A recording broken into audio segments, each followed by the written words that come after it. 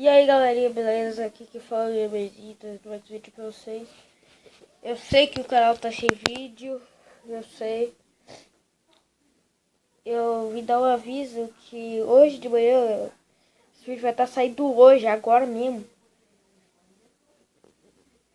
Eu acordei, minha mãe me acordou, aí ela veio aqui no quarto e viu o tablet no chão.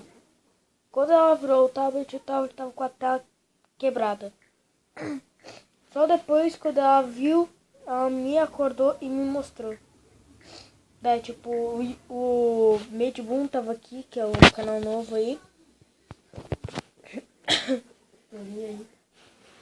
Ele também tá aqui do meu lado, ele tá mexendo no celular dele. Tô triste. Então não tá não, por causa que foi meu tablet.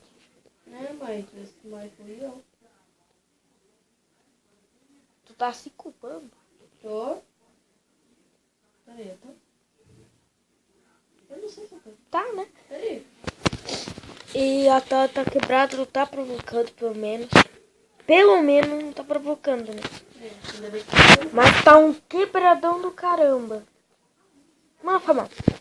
Pelo menos não tá provocando a tela no centro. Desculpa. Nossa, desculpa. Isso daqui custa 200 conto pra arrumar isso. Eu sei, mas eu tava dormindo, não tinha noção que eu tava fazendo. Ai, peraí. Ai. Tu vai estar dançando break quando tu acordado aí. Aham. E eu tô aqui no carregador por causa que o Medboom esqueceu de colocar pra carregar.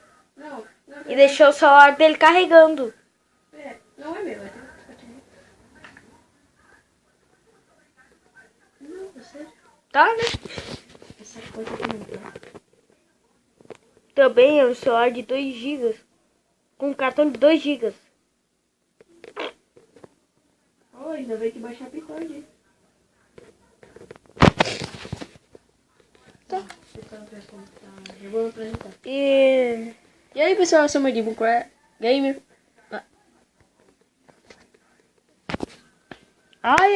Esse foi eu do tapa na cabeça do Medboom aqui. Então esse foi o vídeo, obrigado por assistir. Filha da mãe. E tchau, galera. Até mais tarde. Se inscreve no canal.